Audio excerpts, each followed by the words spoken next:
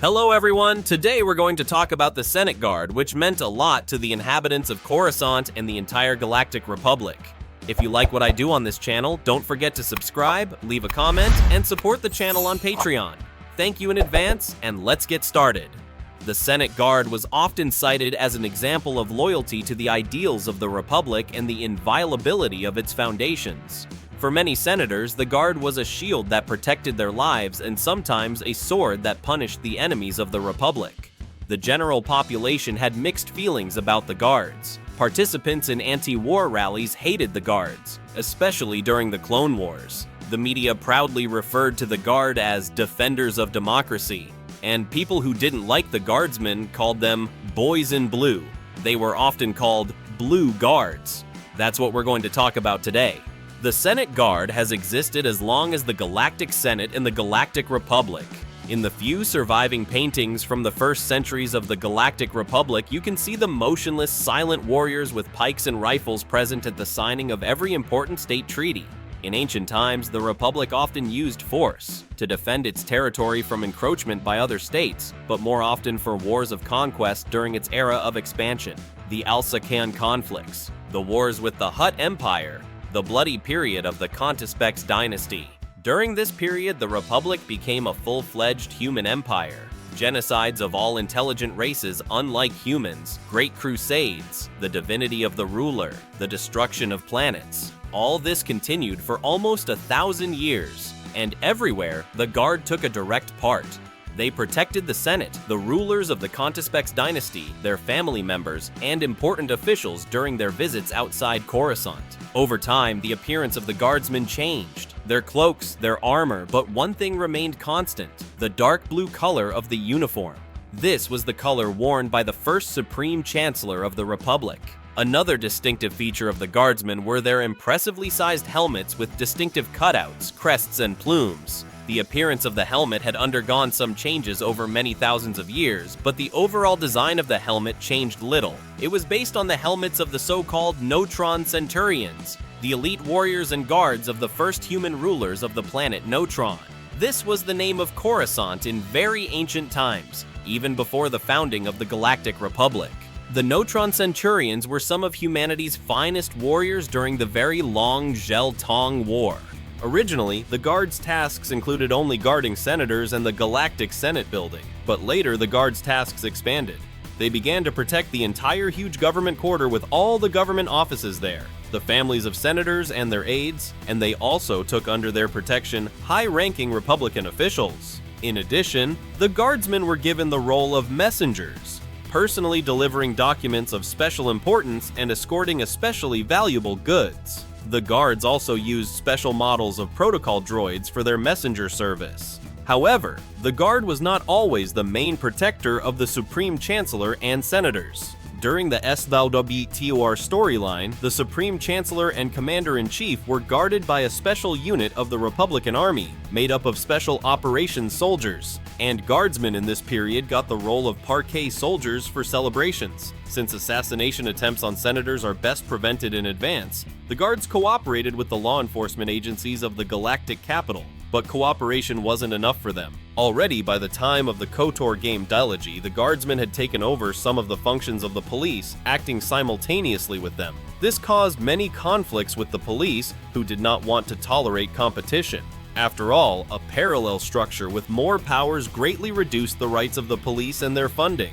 Guardsmen had the right not only to detain offenders, but also to conduct investigative and operational activities, conduct expert examinations, and so on. It was then that the Guards had their own forensic laboratory, which was always equipped with the latest technology. If it was necessary to conduct a forensic examination at the highest level, the Guard was always called upon. Even the Jedi were called upon. Although sometimes the investigation of some cases was entrusted to the police rather than the Guard's investigative department. For example, in the Clone Wars animated series, it was the CSF that investigated the death of Senator Anaconda Farr.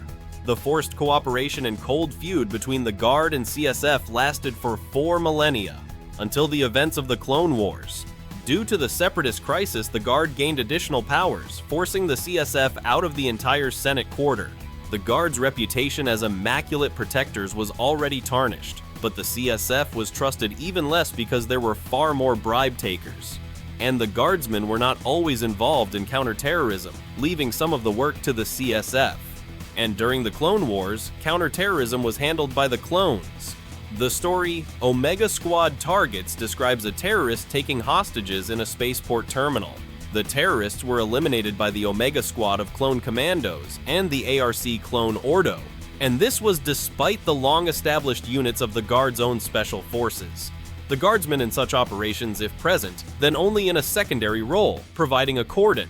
Apparently, the Blue Guys were not trained in hostage rescue tactics. Another structure with which the Guard cooperated was the Jedi Order. Many Guardsmen didn't trust them, but recognized them as excellent fighters and respected their acumen. Not all Guardsmen liked the Jedi methods, though. The investigators of the Guard were accustomed to relying on facts, material evidence, witness interviews, and expert reports, rather than on the mysticism of the Force, an energy whose nature they did not understand. The main source of recruitment for the Guard Corps were law enforcement agencies of good reputation from different planets. Characteristically, they tried not to recruit former military personnel into the Guard. It was believed that the main task of a guardsman was to save the life and health of the guarded person, not to kill. In addition, the guardsmen also worked as investigators and detectives, while the army men were not trained in operational and investigative activities.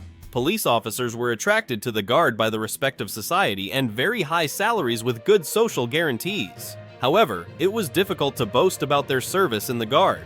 During service, all guardsmen wore helmets that hid their faces, and names were usually only given to those they were guarding, for security reasons. For everyone else, while on duty, they were only known by numbers. For example, in the episode Crisis on Naboo, there is a moment where a guard is introduced as SG-1984. The main criteria for selecting candidates were good physical condition, an impeccable track record, loyalty to the ideals of the Galactic Republic, and youth. Older individuals were not accepted into the Guard. Gender did not matter, although women were not often seen in the Guard. We only know Commander Zalin Bey by name. She appears in the comic book series Republic, episodes 46 to 48. It is not known if there were any racial restrictions on Guard membership, but all of the Guardsmen we know of are human. Another interesting feature of Manning, by the time of the movies, for some families, service in the Guard had become hereditary. Sons and daughters of guardsmen were accepted into the elite unit under a simplified procedure with no law enforcement experience. Some Guard dynasties existed for hundreds of years. For example, the Guard captain Pharaoh Argius, shown to us in the animated series, was a 5th-generation Guard member. All candidates had to take an additional training course at the Guard Academy on Coruscant. The course included many disciplines, from firearms training to etiquette and knowledge of the cultures of the different races and nations sitting in the Senate. All future guardsmen were trained in the art of bodyguarding. Hand-to-hand combat was not forgotten. The guards had their own style called Hijkata.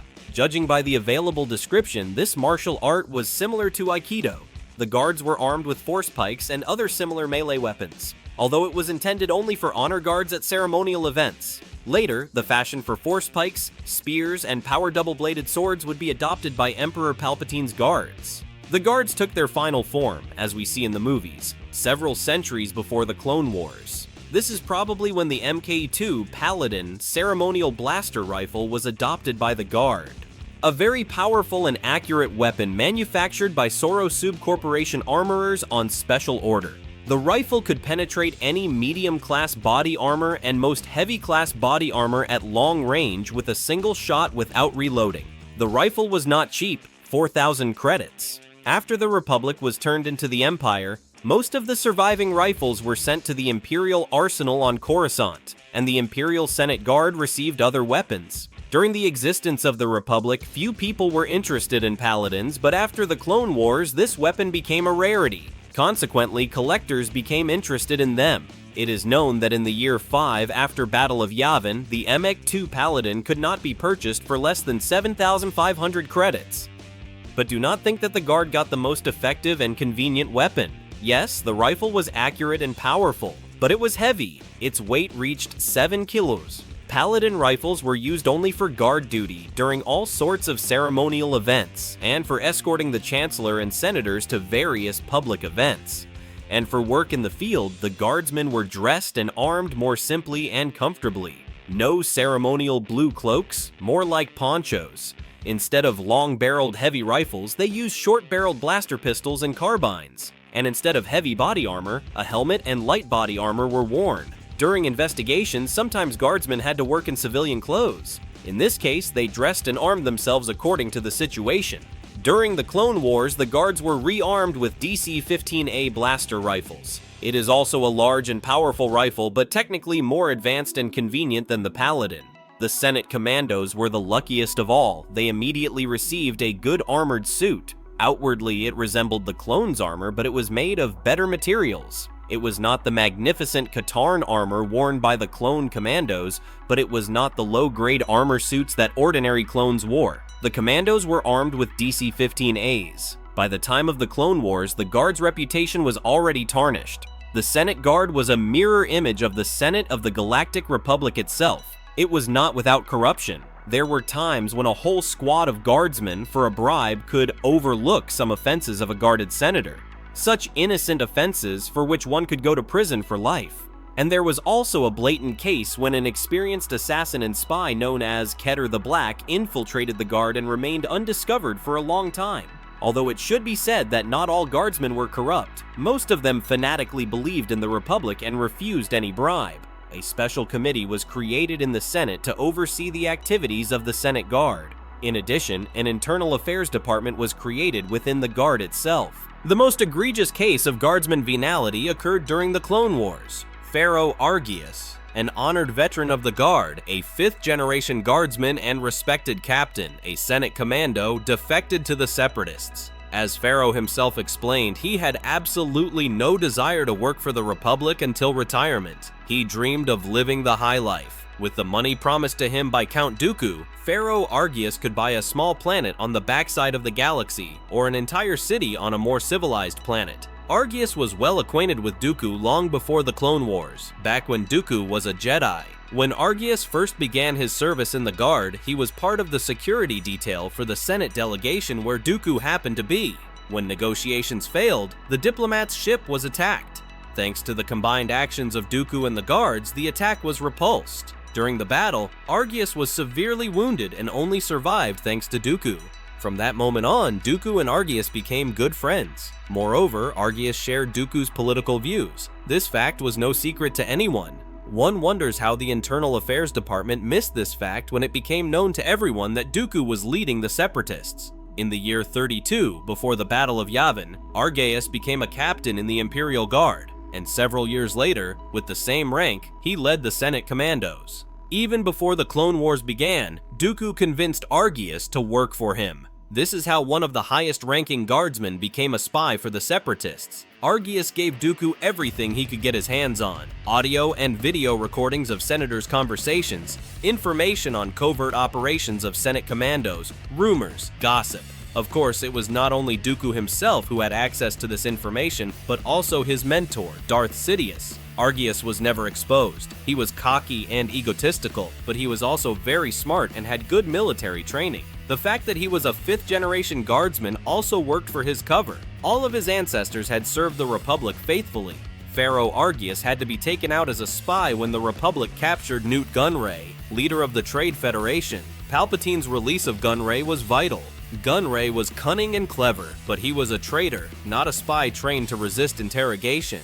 Gunray knew much about the Sith and would surely crack under interrogation, much less a Jedi interrogation using the Force. Pharaoh Argius, with the help of Asajj Ventress, freed Nut Gunray. This is an episode you probably remember if you've watched the Clone Wars animated series. I would just like to add that Asajj Ventress overreacted by killing Pharaoh Argius. She didn't think about the powerful propaganda effect of having a guardsman in the ranks of the Confederacy of Independent Systems. Speaking in front of TV cameras, Pharaoh Argius could have done a lot more damage to the reputation of the Republic. Argius was replaced at the head of the Senate Commandos by Captain Jafon, but he didn't last long either. The next captain was Taggart. You saw him in the Mandalore negotiation episode, in the episode where Ahsoka had to save the life of the minor separatist Lux Bonteri. But back to the traitor. The betrayal of Pharaoh Argius shook the Republic. It became finally clear that even the best of the best can betray, and that one can rely only on clones, to whom the loyalty to the Republic is firmly embedded in the brain